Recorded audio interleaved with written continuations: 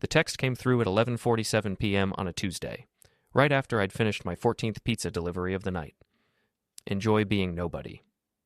3 words. Sent from Julia's number, though it wasn't Julia's number anymore, not really. It was Mrs. Richard Castellano now, Mrs. Billionaire, Mrs. Everything I used to have and more. I sat in my 2003 Honda Civic with its check engine light permanently illuminated, the pizza delivery sign magnetized to my roof, and I stared at those 3 words until they blurred. My hands were shaking. Not from anger, I'd burned through anger months ago. Not from sadness, I'd exhausted sadness around the same time. Just from exhaustion.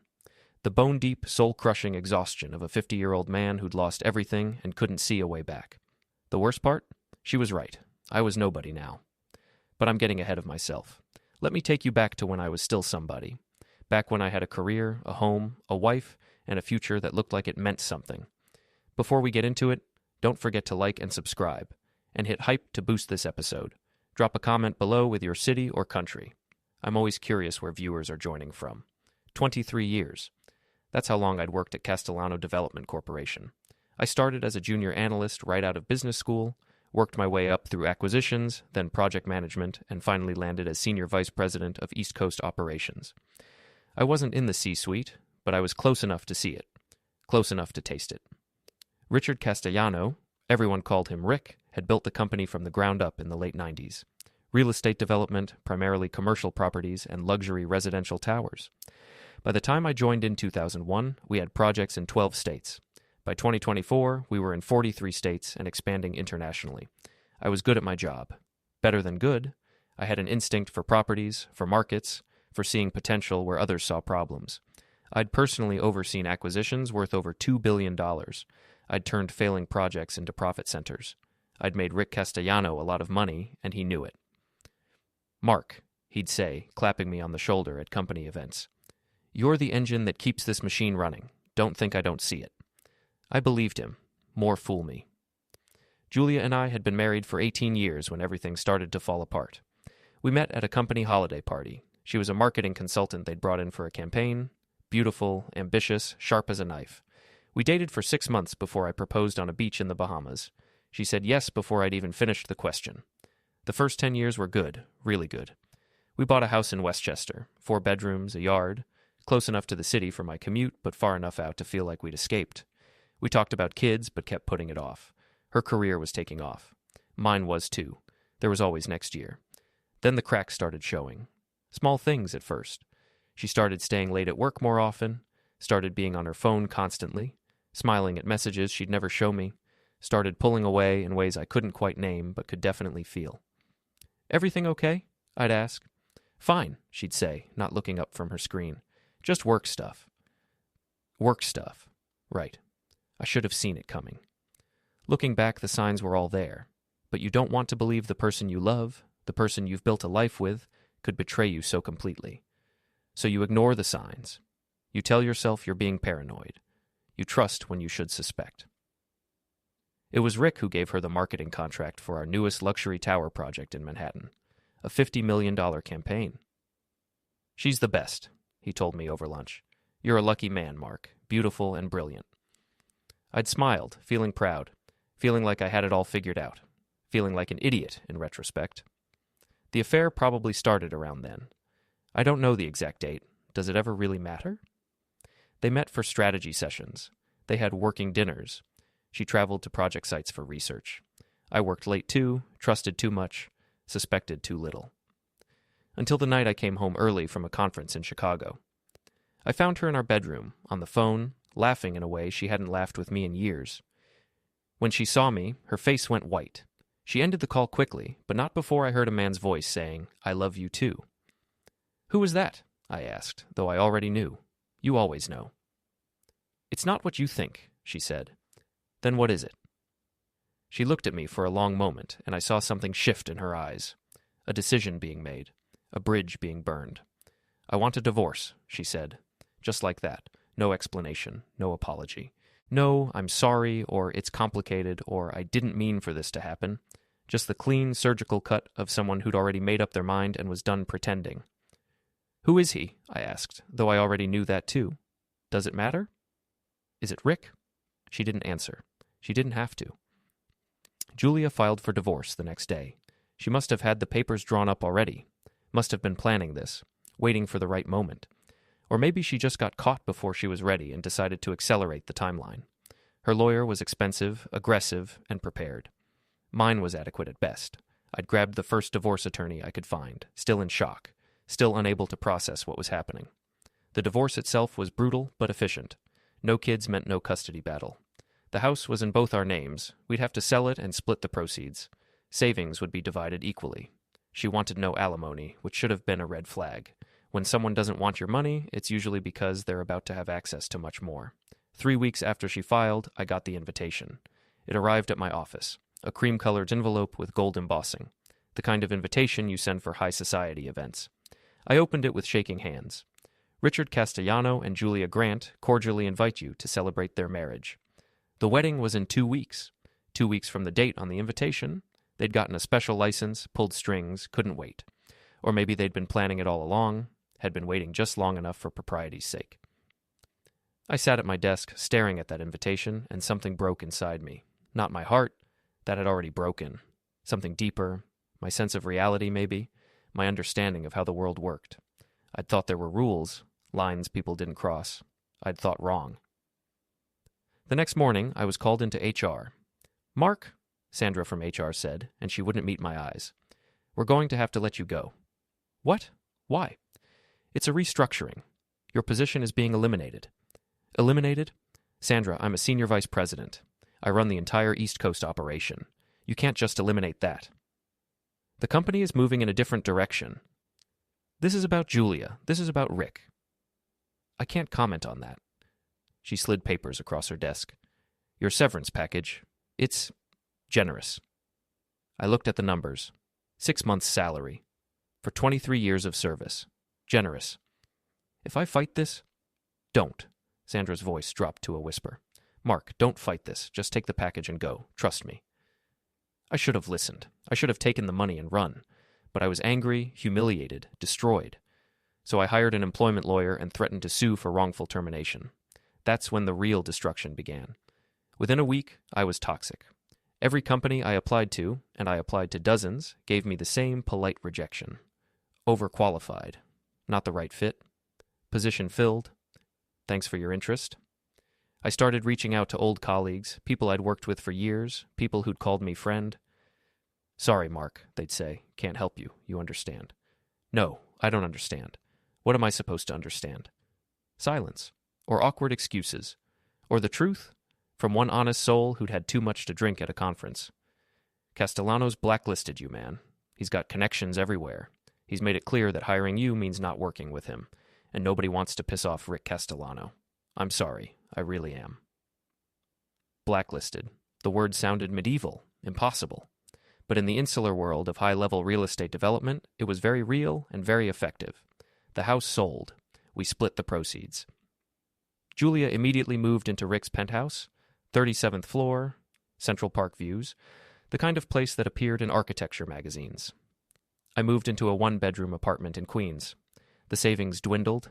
Rent, bills, the lawyer fees from my failed wrongful termination suit, food, the basics of staying alive while unemployed at 50 with no prospects. I applied for positions below my level, way below, entry-level analyst jobs at companies I'd never heard of. Still nothing. The blacklist was thorough. After 8 months, the severance ran out. After 10 months, the savings were gone. After 11 months, I was behind on rent and facing eviction. That's when I saw the ad. Pizza delivery drivers needed. Flexible hours. Must have reliable vehicle. I stared at that ad for 20 minutes before I could bring myself to click the link. Let me tell you what it's like to deliver pizzas at age 50 after spending 23 years climbing the corporate ladder. It's humiliating. That's the first thing. Every delivery is a reminder of how far you've fallen. You knock on doors and people look at you, really look at you, and you can see them calculating. This guy's old. What's he doing delivering pizzas? What's his story? What did he do wrong? The young guys I worked with at Tony's Pizza were nice enough. They didn't ask questions.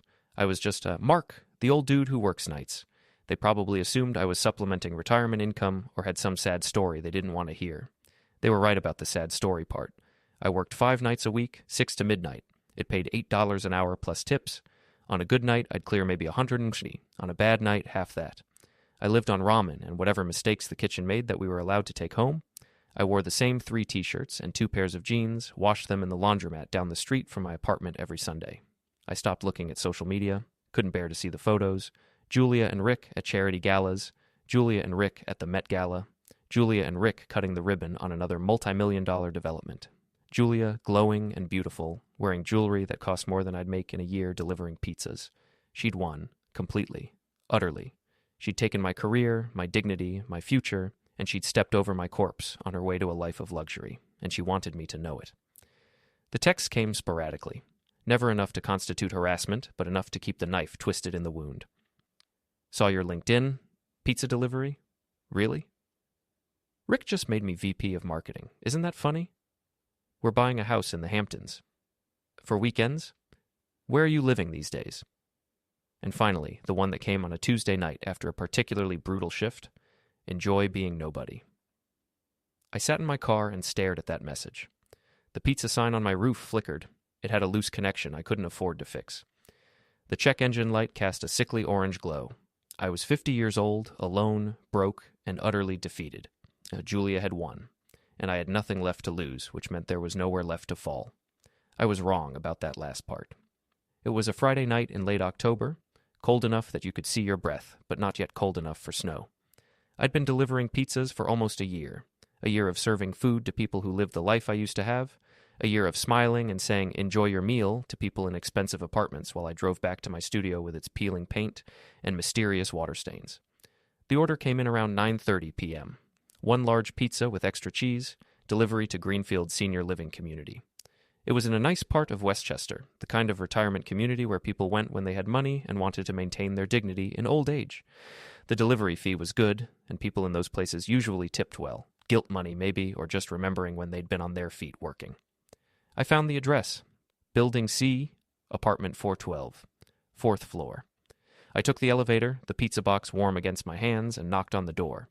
An old man answered. He must have been in his 80s, maybe 90s, thin and frail, but with sharp blue eyes that fixed on me with uncomfortable intensity. He didn't say anything at first, just stared at my face like he was seeing a ghost. "Your pizza, sir," I said, holding out the box. "That'll be $18.50. He didn't take the pizza. He just kept staring. "Sir?" "What's your name?" he asked, his voice rough with age but steady. "Mark. I just need $18 or $50 for your last name." I hesitated. This was strange enough that alarm bells were starting to ring, but he was an old man, clearly not a threat, and I needed the tip. "Grant," I said. "Mark Grant." His face changed, something like shock, or recognition, or maybe both. He stepped back from the door, his hand gripping the frame like he needed support. "Jesus Christ," he whispered. "You're Thomas Grant's boy." The world seemed to tilt slightly. Thomas Grant, my father. He died when I was 8 years old. I barely remembered him, just fragments. His laugh, the way he'd lift me onto his shoulders, the smell of his cologne. Then he was gone, a heart attack at 43, and it had just been my mother and me. "You knew my father?" I asked. The old man nodded slowly, his eyes still locked on my face. "Knew him? Son, I was his business partner. Come inside. We need to talk." I should have been suspicious, should have made some excuse about needing to get back to work. But something in his voice, something in the way he'd said my father's name, made me step through that door. His apartment was neat, sparsely furnished in the way of old people who've downsized from bigger lives. Photos on the walls, family, I guessed, generations of them. A bookshelf with leather-bound volumes, a desk in the corner with a laptop that looked brand new, incongruous against the old-world decor. "Sit," he said, gesturing to the couch. "I'll get the money for the pizza, but sit, please." I sat. He paid me, exact change plus a $20 tip, and then he settled into the armchair across from me with a heavy sigh. "I'm James Whitmore," he said. "Your father and I started a business together in 1982, real estate development. We were young, ambitious, stupid enough to think we could change the world." He smiled at the memory. "We called it Grant-Whitmore Development Corp. The name meant nothing to me. I'd been 8 when my father died. Whatever he'd been doing for work was a mystery I'd never thought to investigate." "I don't understand," I said. "My mother never mentioned—" "Your mother didn't know much about it," James interrupted. "We were just starting out. It was mostly dreams and debt back then. Thomas and I each put in $50,000 we didn't have, bought our first property, a rundown apartment complex in Jersey City. We were going to flip it, make a fortune. He laughed, a dry sound. We nearly went bankrupt. The renovations cost twice what we estimated. We had to take out loans we could barely afford. It was touch and go for years. What happened? We survived. Barely. And then we made it work. And then we bought another property. And another. By 1990, we weren't rich, but we were doing okay. By 1995, we were doing better than okay. He leaned forward. And then your father died. I nodded. Heart attack. He was 43. I was devastated. Thomas wasn't just my business partner, he was my best friend, my brother in everything but blood. James's eyes were wet. After he died, I tried to reach out to your mother. Tried to talk to her about the business, about Thomas's share, about what he'd built. But she was grieving, and she had you to take care of, and she told me she didn't want anything to do with the company, said it would just remind her of him, asked me to leave her alone. So you did? So I did. He nodded. But legally, ethically, I couldn't just take his shares.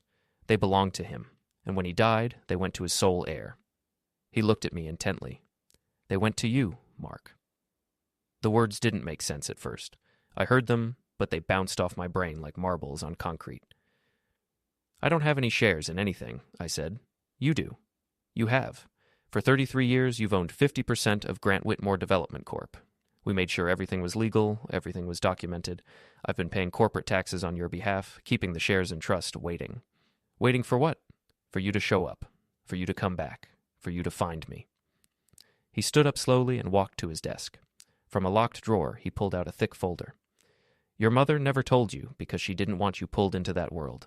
She wanted you to have a normal life, free from your father's memory. I respected that. But you're 50 years old now, Mark. It's time. He laid the folder on the coffee table between us. I stared at it like it might bite. Open it, he said gently. With shaking hands, I opened the folder. Inside were documents, legal papers, stock certificates, company records, all bearing my name, Mark Thomas Grant, listed as 50% owner of Grant-Whitmore Development Corp. I don't understand, I kept saying. This doesn't make sense. James sat back down, moving slowly, looking every year of his age. After Thomas died, I kept running the company.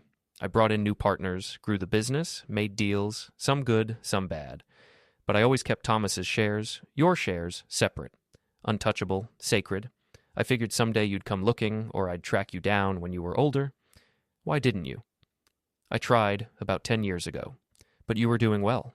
Senior Vice President at Castellano Development. I kept tabs on you over the years. Professional curiosity, maybe, or guilt. I saw you were successful, making your own way. I didn't want to complicate your life with ghosts from the past. Figured you didn't need an old man showing up claiming your dead father had left you something. But now? He looked at me sadly. Now you're delivering pizzas in a uniform with your name on it. Now you look like a man who's lost everything, so I figured maybe it was time. My throat was tight. The company, Grant-Whitmore. What happened to it? James smiled. That's the thing, Mark. We never changed the name, even when I brought in other partners. Even when the company grew, it stayed Grant-Whitmore Development Corp out of respect for your father, out of respect for what we built together. He pulled out his laptop, opened it, and turned it to face me. And it turns out what we built was worth building. On the screen was a corporate valuation document, current market analysis, asset breakdowns, revenue streams. And at the bottom, in bold, estimated total corporate value, $847 million. $847 million. Your 50%, James said quietly, is worth approximately $423.5 million, give or take a few million depending on market fluctuations. The apartment was spinning. I gripped the edge of the couch, trying to keep myself upright. This couldn't be real. This was insane. This was... I know it's a lot to process, James said. I've got lawyers, good ones. They can verify everything, walk you through the documentation, make sure this is all legitimate and legal. But Mark, I promise you, this is real. This is yours. Your father built this. I grew it. But it's always been yours. I looked at the documents spread out on the coffee table, at the laptop screen showing numbers that couldn't be real, at this old man who'd known my father, who'd kept a promise for 33 years. Why? I whispered. Why would you do this? Why not just take it, pretend he never existed? Who would know? James's face grew stern. I would know.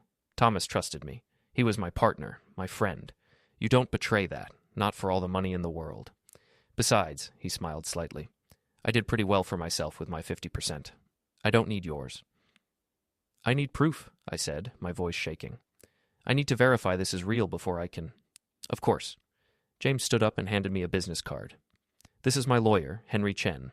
Call him tomorrow. He's been managing your shares, the paperwork, everything. He can verify it all, answer your questions, take the folder. It's yours anyway. I took the folder, holding it against my chest like a life preserver. I stood up on legs that didn't feel entirely stable. Mark, James said as I moved toward the door. One more thing. I turned back. Your father would be proud of you. I know things have been hard. I know you've lost a lot. But you kept going. You didn't quit. That's what Thomas was like, too. Stubborn, resilient, refusing to stay down. You're his son in more ways than genetics. I couldn't speak. I just nodded and left, walking down the hallway, taking the elevator, getting into my car with its pizza sign and check engine light. I sat there for a long time, the folder on my lap, trying to understand how my life had just changed. How in the span of 30 minutes I'd gone from nobody to... To what?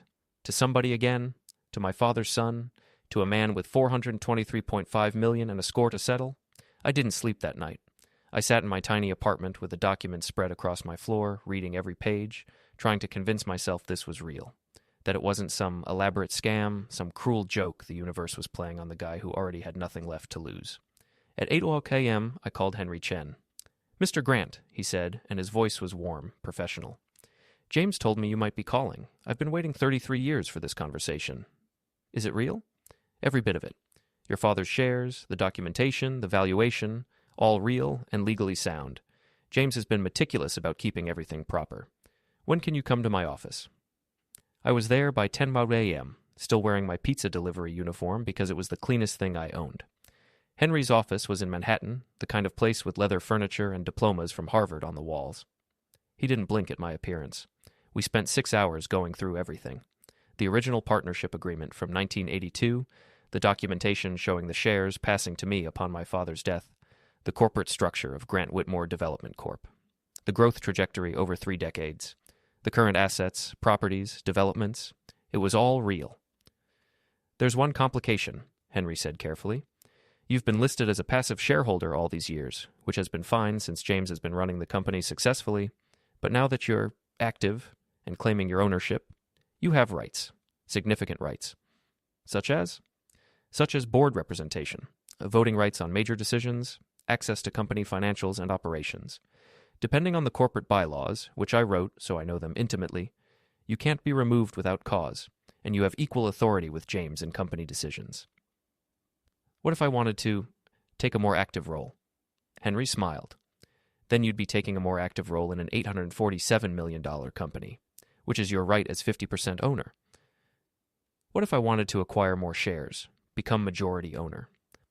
That would require buying out some of the minority partners or negotiating with James, but Mark... He leaned forward. Why are you asking? You've just learned you're worth $423 million. Most people would be planning retirement, not planning takeovers. I thought about Julia's text, about Rick's smug face, about being blacklisted, destroyed, reduced to delivering pizzas at 50. I have unfinished business, I said. Henry studied me for a moment, then nodded. All right, let me make some calls. This could get interesting. It took 3 weeks to make everything official, 3 weeks of lawyers and paperwork and verification. 3 weeks of waiting for someone to realize this was a mistake, to tell me I'd misunderstood, to snatch away the miracle that had landed in my lap. But it was real. It stayed real. Grant-Whitmore Development Corp owned properties across 47 states. Office buildings, luxury apartments, shopping centers, mixed-use developments. We had projects under construction worth hundreds of millions. We had a portfolio that would make most real estate companies weep with envy. And I owned half of it. James called me on the phone after all the documents were signed. Welcome back to the family business, Mark. Your father would be thrilled. James, I said carefully, I need to ask you something. Anything? How much do you know about Castellano Development Corporation? There was a pause. Rick Castellano's company? I know of it. We've never done business with them, different markets mostly. Why? I told him everything. The affair, the blacklisting, the destruction of my career, Julia's texts, the year delivering pizzas while they lived in luxury. When I finished, James was quiet for a long moment. "What do you want to do about it?" he finally asked. "I want justice. I want them to understand what they did. I want revenge." "Yes." Another pause. Then, "Mark, I'm 87 years old. I've made my fortune, lived my life. This company has been my legacy, my purpose. But it was always meant to be shared with your father. It was always meant to be yours." His voice grew stronger. "So if you want to use your position, your resources, your shares to settle a score with people who destroyed you, you have my full support. What do you need?" "I need information on Castellano development. Everything you can find, financials, projects, weaknesses, leverage points, and I need to understand our own resources, what we can do, how we can move." "I'll have a full report by tomorrow. Mark?" "Yes?" "Your father was a lot of things, but he never backed down from a fight when the fight was righteous. Neither will I, neither should you." The next day, I learned everything I needed to know about Rick Castellano's empire, and I learned exactly how to hurt him where it mattered most. Castellano development was impressive on paper. 43 states, major projects, billions in assets. Rick had built something substantial over 25 years of relentless expansion, strategic acquisitions, and calculated risks that mostly paid off. But he'd also overextended. He'd taken on too much debt financing his latest expansion spree, convinced his Midas touch would never fail. He was leveraged to the hilt, betting that his projects would complete on time and profitable enough to service his increasingly precarious debt load. It was a strategy that worked brilliantly when everything went right. When timing was perfect, when contractors performed flawlessly, when markets cooperated, when nothing interfered with the carefully orchestrated symphony of development, financing, and execution. I was about to interfere, aggressively, systematically, without mercy. The report Henry provided was 300 pages of detailed analysis, but the executive summary told me everything I needed to know. Rick's empire, for all its glitter and grandeur, was a house of cards built on leverage, hubris, and the assumption that nothing would go wrong simultaneously across multiple major projects. That assumption was about to be tested. The document showed 3 major Castellano projects that were critical, absolutely critical, to his financial health. These weren't just important developments, they were the weight-bearing pillars of his entire corporate structure. If even one of them failed, his whole empire would wobble, credit lines would tighten, investors would get nervous. If 2 failed, he'd be in serious trouble, scrambling to restructure debt and reassure panicking partners. If all 3 hit significant problems simultaneously, well, that would be catastrophic. Company ending, empire toppling, life-destroying catastrophic. I studied the projects carefully, learning everything about them. A luxury residential tower in Boston's Seaport District, of 42 stories, $380 million in development costs, targeting ultra-wealthy buyers who wanted harbor views and proximity to the financial district. Pre-sales were strong, but the project was running 6 months behind schedule and 15% over budget. Any further delays would trigger penalty clauses with the construction lender. A mixed-use development in Austin's downtown, combining residential, retail, and office space in an ambitious complex that was supposed to become a cultural hub for the city's booming tech scene. $290 million in costs, complex zoning that had taken years to navigate, partnerships with 3 different investment groups who were already getting nervous about Texas real estate cooling. A commercial complex in Seattle, 3 buildings totaling 800,000 square feet of Class A office space, targeting Amazon and Microsoft for anchor tenancies. $425 million in development costs, financed through a syndicate of banks who'd made their loans contingent on securing those anchor tenants within 18 months. If Rick couldn't deliver the big tenants, the whole financing structure collapsed. "Can we disrupt these projects?" I asked Henry during one of our strategy sessions. "Disrupt? Probably. Destroy? Maybe. But Mark, you need to be careful. Corporate sabotage is illegal. Industrial espionage is illegal. Tortious interference is a thing. And if you're not careful, you could open yourself up to lawsuits, even criminal charges. Rick has lawyers. Good ones. And if you give him ammunition, he'll use it. I'm not talking about sabotage. I'm talking about business. Legitimate business competition that just happens to make his life very, very difficult. Every move we make has to be completely legal, completely ethical, completely defensible. I want to beat him, not give him grounds to sue me or paint me as the villain." Henry smiled, the kind of smile lawyers get when they see an intellectual challenge. "That I can work with. What did you have in mind?" We started with the contractors. Castellano used the same core group of contractors for most of his major projects. companies he'd developed relationships with over years, sometimes decades. There was loyalty there, built on repeated business, reliable payment, and the prestige of working on high-profile Castellano developments. But contractors are businesses, and businesses respond to economics, opportunity, and better offers when the math makes sense. Grant-Whitmore Development reached out to each of Castellano's primary contractors with a straightforward business proposition. Switch to us for future projects, and we'll offer better terms than you're getting now. Better payment schedules. We paid within 15 days instead of Rick's standard 45. Better contract terms. Less exposure to cost overruns, more reasonable penalty clauses that actually protected the contractor instead of just the developer. Better long-term relationships. We didn't treat contractors as disposable vendors, but as essential partners in building something that would last. Some declined out of loyalty to Rick. Some had contracts they couldn't break without penalties. But 3 of the biggest ones, the ones Rick relied on most heavily, jumped ship within a month. A general contractor worth $200 million in annual business, an HVAC subcontractor who'd worked on 18 Castellano projects, an electrical contractor who knew Rick's systems and specifications better than Rick's own staff. Suddenly, Castellano's Boston Tower was short its general contractor, who cited scheduling conflicts and strategic realignment when he gave notice. The project stalled while Rick scrambled to find a replacement willing to take over a troubled project midstream. The replacement contractor, sensing desperation, quoted prices 20% higher than the original agreement. His Seattle project lost its HVAC subcontractor right in the middle of installation, creating a domino effect of delays as other trades couldn't proceed without mechanical systems in place. The new HVAC contractor Rick found had to start from scratch, reviewing the existing work, and promptly found code violations that meant ripping out what had already been installed. His Austin development had to scramble for a new electrical contractor when their regular partner suddenly signed an exclusive agreement with Grant-Whitmore for all Texas projects. The project sat idle for 3 weeks while Rick searched for someone qualified, available, and willing to take on the risk. None of it was illegal. It was just business. Competitive business. Aggressive business. But legitimate business. The second move hit his financing harder.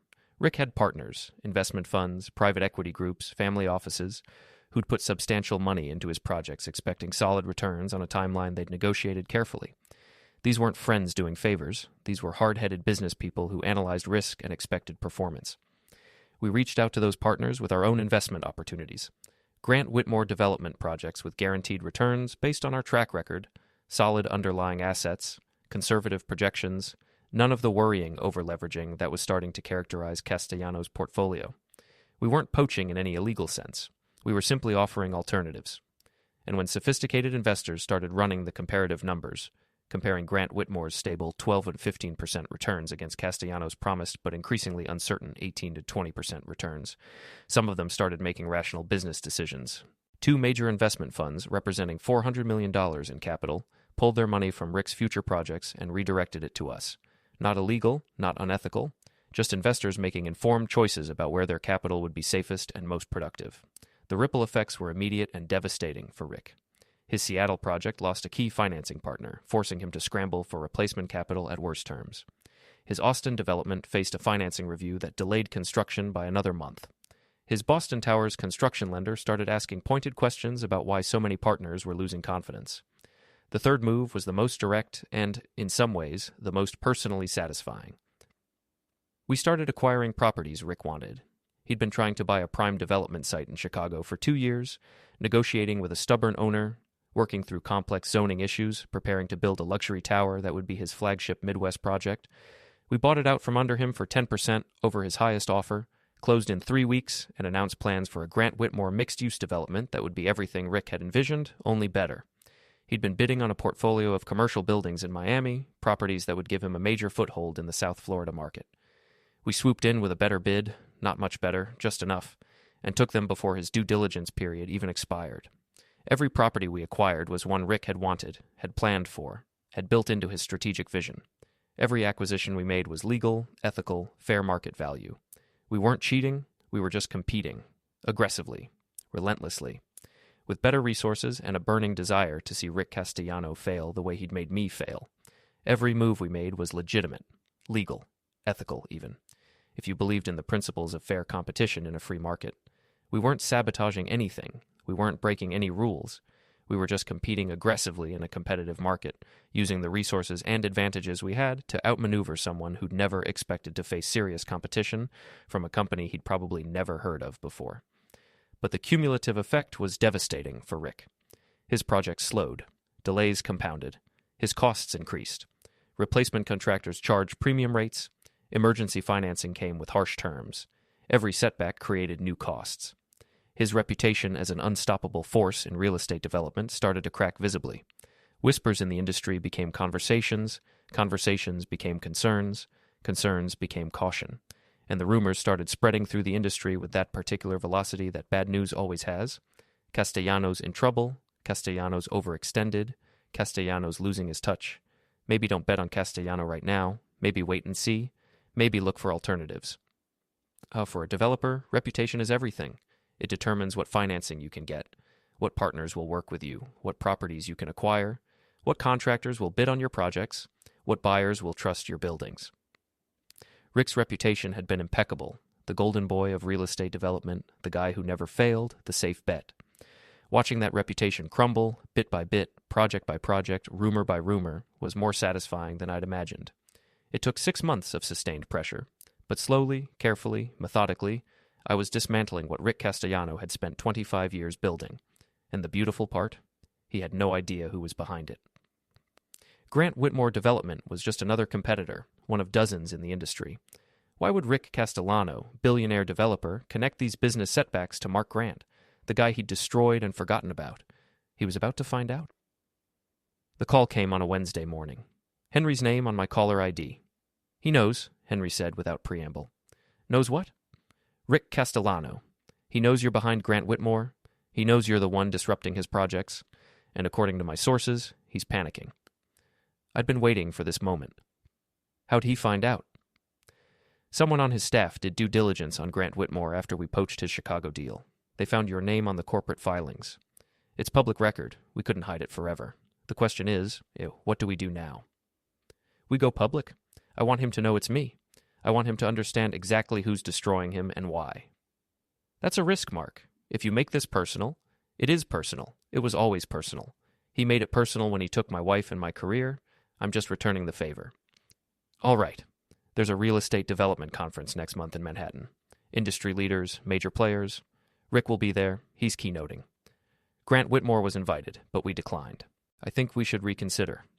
I'll be there. The month passed slowly. I spent the time learning everything I could about running Grant-Whitmore. James was generous with his knowledge, teaching me what my father had known, what he'd learned over 40 years. I wasn't a pizza delivery guy anymore. I was a real estate developer. I was my father's son. I bought new clothes, good ones, suits that fit, shoes that weren't scuffed, a watch that told people I mattered. I got a haircut at a place that didn't have a barber pole.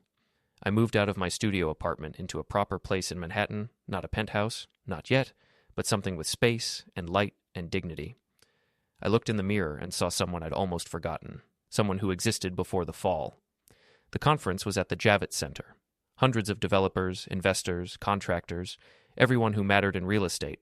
I walked in wearing my new suit, carrying the confidence of a man with $423 million, and nothing left to fear. Rick was on stage when I arrived, giving his keynote. He looked older than I remembered, more gray in his hair, more lines in his face, but still polished, still charismatic, still the billionaire who'd stolen my life. I took a seat in the back and watched him talk about vision, about persistence, about building empires. The audience hung on his every word. They always did. When his speech ended, I waited. Watched him step off the stage, watched people swarm him with congratulations and questions.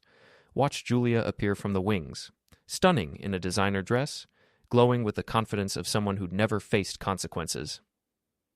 Then I started walking toward them. People parted from me without knowing why. Maybe it was the look on my face. Maybe it was something in my posture. Maybe it was destiny clearing a path. Rick saw me when I was 10 feet away. His face went white. Actually white, like he'd seen a ghost. Maybe he had.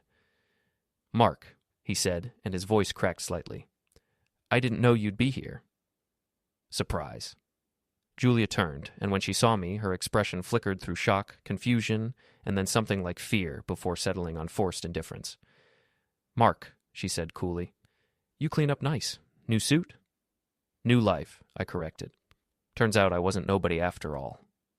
Rick recovered his composure quickly. I heard rumors. Grant-Whitmore Development? That's you? 50% of it. The other 50 belongs to my father's former business partner. You know, the partner my father had before he died and left me everything. Everything neither I nor my mother knew existed until an old man recognized me delivering pizzas to his retirement home. The color drained from Julia's face. You're joking? Do I look like I'm joking? I smiled at her. Turns out my father was smarter than I gave him credit for. He built something real, something that lasted, something worth $847 million, and I inherited half of it. Rick's jaw tightened. So, you've been coming after my projects? The contractors, the financing, the property acquisitions, that was you. Just business, Rick. You understand business, right? Competition, market forces, the best man winning. I stepped closer, lowering my voice so only they could hear. You blacklisted me. You took everything from me. You thought you could destroy me and face no consequences. You were wrong. I'll fight you, Rick said quietly. Every step, every project. You want a war? I'll give you a war. You're already losing the war, Rick. Your projects are behind schedule. Your financing is shaky. Your reputation is cracking. And all it took was me being better at business than you. I turned to Julia. How's married life, by the way? Still enjoying being somebody? She couldn't meet my eyes. Good. I have lawyers, Rick said, his voice hard. Resources, connections. So do I. Better ones, as it turns out. See, the thing about being the underdog, about losing everything, you learn who your real allies are. You learn how to fight when fighting is all you have left. And you learn that revenge, when done legally and ethically, is just called justice. I turned to walk away, then paused. Oh, and Rick? That penthouse you and Julia live in? The one with the Central Park views? I did some research. Turns out the building is owned by a subsidiary of a company that's been hemorrhaging money. They're looking to sell. I'm looking to buy. Wouldn't it be funny if you ended up renting from me? His face was a mask of controlled fury. Julia looked like she might be sick. I walked away, leaving them standing there in the middle of the conference hall, surrounded by people who'd probably heard every word and would spread it across the industry by nightfall. It felt better than I'd imagined. Over the next 4 months, Rick Castellano's empire began to crumble. The Boston Tower project, already behind schedule and over budget, hit additional setbacks when the new general contractor he'd hired turned out to be incompetent. Cost overruns mounted. Investors got nervous. The Seattle commercial complex stalled completely when environmental reviews, which should have been handled years ago, suddenly got flagged by the city. Rick had to halt construction and hire specialists. More delays, more costs. The Austin development, his flagship project, faced a lawsuit from residents claiming the construction was damaging their properties. Whether the lawsuit had merit didn't matter. It tied everything up in court for months. Meanwhile, Grant-Whitmore Development was thriving. We completed 2 major projects ahead of schedule. We acquired properties Rick had wanted. We hired away some of his best people, offering them better pay and better futures. The industry noticed. Articles appeared in trade publications. Is Rick Castellano losing his touch? Grant-Whitmore, the new power in real estate development. The rise of Mark Grant from pizza delivery to power broker. That last one was my favorite. The journalist had somehow learned my story, probably from someone I'd known in the industry who remembered me, who'd seen my fall and was thrilled to witness my rise. The article was sympathetic, dramatic, and damning for Rick and Julia. The best part? It was all true. 6 months after the conference, Rick's board of directors held an emergency meeting. His company was $300 million in debt, projects were failing, and investor confidence was evaporating. They had options: find a buyer, merge with a larger company, or restructure and try to salvage what they could. Rick fought them, argued, threatened. But boards are about numbers, not loyalty. They forced him out. The man who'd built Castellano Development, who'd been its face and force for 25 years, was removed from his own company by the people he'd hired to help him run it. The news hit on a Friday afternoon. I was in my office, a real office, in a real building that Grant-Whitmore owned when Henry called. He's out, Henry said simply. I heard. They're looking for a buyer. The board wants to sell fast, consolidate debt, salvage what they can. They've reached out to 3 major firms, and... He paused. They reached out to Grant-Whitmore. I sat forward. To buy Castellano Development? To acquire the assets at a discount. The board knows we've been competing with them. They know we're financially stable. They think we might be interested in cherry-picking their best properties and projects. Are we? That's your decision, Mark. James is fine either way. But I think you need to consider. Is this about business, or is this about revenge? I thought about Julia's text, about delivering pizzas, about losing everything. It's about both, I said. Set up the meeting. The meeting took place in a conference room on the 42nd floor of a building in Manhattan. Neutral territory. The Castellano board was represented by 6 people, all looking exhausted and nervous. They were trying to save a sinking ship and knew their options were limited. I arrived with James, Henry, and 2 other Grant-Whitmore executives. We sat across from them, and I felt the weight of the moment. A year ago, I'd been delivering pizzas to people like this. Now I was deciding whether to buy pieces of the company that had destroyed me. "Thank you for meeting with us," the board chair said. She was a woman in her 60s, professionally dressed, trying to maintain dignity in a bad situation. "We know Grant-Whitmore has been competing with Castellano Development recently." "Competing successfully," I said. She nodded tightly. "We're here to discuss a possible acquisition. We have assets that might interest you. The Boston Tower, despite setbacks, has significant potential. The Seattle project just needs proper management. The Austin development—" "Let me stop you there," I interrupted. "I'm not interested in your distressed assets. I'm not interested in cleaning up Rick Castellano's messes." The board members exchanged glances. "Then why are we here?" one of them asked. "Because I want you to understand something. Rick Castellano didn't just compete with me. He destroyed me. He had an affair with my wife, married her, then had me fired and blacklisted. He took my career, my reputation, my livelihood. He reduced me to delivering pizzas at age 50 because he could, because he wanted to, because he thought there'd be no consequences." The room was silent. "So no," I continued, "I'm not going to help you save his company. I'm not going to acquire his assets and give him any kind of soft landing. I want him to feel what I felt. I want him to lose everything the way I lost everything." "Mr. Grant," the chair said carefully, "Rick Castellano is no longer with the company. He was forced out 3 months ago. Whatever happened between you two, he's already paid a price." "Not enough." James put his hand on my arm. "Mark," he said quietly, "can I speak with you privately?" We stepped into an adjoining room. James looked at me with the eyes of someone who'd lived long enough to know the difference between justice and destruction. "You've won," he said simply. "Rick's lost his company, his reputation, probably his marriage given that Julia married him for his money and power. You've rebuilt your life. You're wealthy, successful, respected. What more do you want?" "I want him to suffer. He is suffering. He's lost everything that mattered to him. That's enough, Mark. If you keep pushing, if you keep destroying, you'll become the thing you hated. You'll become Rick Castellano." The words hit me hard. I looked at my father's partner, this man who'd kept a promise for 33 years, who'd helped me when I had nothing, who'd given me back my life. "What would my father do?" I asked. James smiled sadly. "Your father would have destroyed Rick 6 months ago and never looked back. But your father also died young, stressed, broken by the constant fighting.